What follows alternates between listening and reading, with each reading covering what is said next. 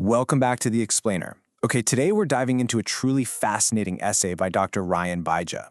He unpacks this wild historical paradox surrounding the father of surgery. We're going to explore his piece titled The Surgeon India Forgot, which looks at this massive, glaring gap between global recognition and domestic memory. It's a story about history, medicine, and really how civilizations choose to remember or forget their own pioneers. Dr. Baija actually kicks things off with a pretty striking realization. He asks, how much do I really know about Sushruta, and why do I know so little? It's the kind of question that makes you stop and think, right? He noticed a surprising global event that prompted him to look inward at his own education and outward at the very institutions that decide who gets remembered in the history of human knowledge. So part 1, the Edinburgh paradox.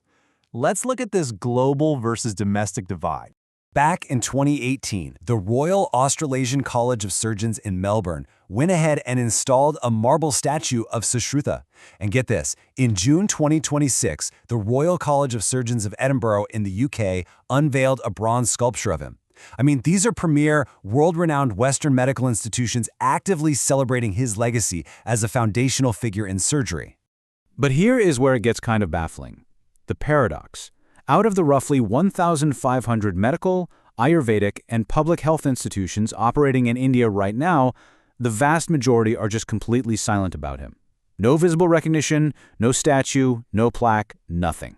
Dr. Baija argues this isn't just some minor decorative oversight, it's actually a symptom of a much, much larger issue. When you look at the domestic side, only a tiny handful of Indian institutions visibly honor his legacy.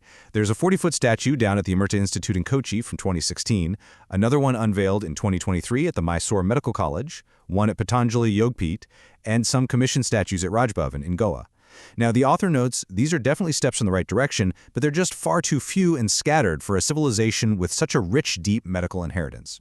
Section 2. Who exactly was Maharshi Sushruta? To really understand the man, you have to look at the text. Modern scholarship, even the Encyclopedia Britannica, recognizes Sushruta through this incredible ancient work, the Sushruta Samhita. The text closely ties him to the ancient city of Kashi, which we know today as Varanasi. It's universally acknowledged as one of the foundational texts of Ayurveda, and absolutely crucially, one of the world's earliest systematic works on surgery. He isn't some mythic figure. Historians document him as an ancient Indian surgeon who pioneered actual operations. Seriously, just think about these achievements for a second. We're talking about the systematic description of surgical training, the literal invention of specialized surgical instruments, advanced wound care, and reconstructive procedures like rhinoplasty, nose jobs, documented millennia ago. The text even laid out the ethical responsibilities of physicians. These advancements existed long before modern European surgery matured. Acknowledging this is just accepting that the history of medicine isn't exclusively European. Part 3. Analyzing the civilizational amnesia. Why is he forgotten at home? So why this amnesia? Well, Dr. Baija breaks it down into 3 distinct root causes. First up, colonial inheritance. Indian medical education was heavily shaped by British syllabi, focusing almost entirely on great European figures like Hippocrates, Lister, and Pasteur. And yes, those figures absolutely belong in global medical history, but excluding Sushruta creates a huge intellectual blind spot. Second is the false divide. Because Sushruta is tied to Ayurveda, some modern institutions worry that honoring him might look unscientific. And finally, cultural weakness. There's this modern tendency in India to build countless monuments to political figures, but very few dedicated to scientists or physicians. Section 4. Modernity versus memory.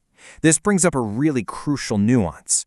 You see, there is a hard line between historical recognition and clinical prescription. Honoring a pioneer's place in history, that's just intellectual honesty. It's about respecting an ancestor of knowledge. Actually, scratch that. It's more than respect, it's factual history. And it has absolutely nothing to do with clinical prescription, which is the day-to-day application of modern, evidence-based medical protocols like using antibiotics. The essay hits the nail on the head with this point. A bust of Sushruta in a medical college does not instruct surgeons to abandon anesthesia, antisepsis, antibiotics, imaging, clinical trials, or evidence-based medicine. It's so true. Recognizing an Indian chapter in the human search for medical knowledge doesn't diminish modern clinical standards even a little bit. Part 5. The 2030 Institutional Goal. So how do we fix this? The author proposes a super clear, tangible goal for the near future. By the year 2030, every single medical, Ayurvedic, dental, nursing, and public health institution in India should visibly honor Maharshi Sushruta, Acharya Charaka, and other foundational figures. It's a straightforward, national goal aimed squarely at restoring a disciplined, civilizational memory. But reaching that 2030 goal requires practical steps that go way beyond just carving statues. Sure, institutions should display a bust or a historical panel, but the real game changer is education. Every surgical department should teach a short module on the global history of surgery that includes his contributions. Ayurveda colleges should present him as part of a broader intellectual history, connecting students to these knowledge traditions with maturity, evidence, and genuine confidence.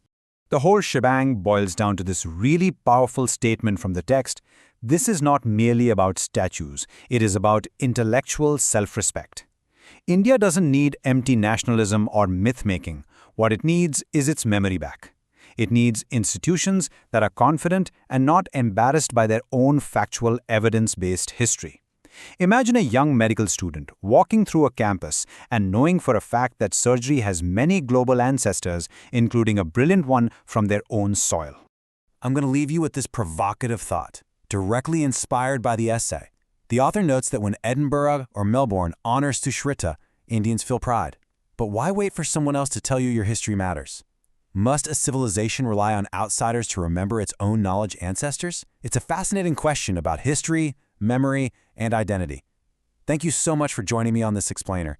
Keep questioning, keep learning, and I will catch you next time.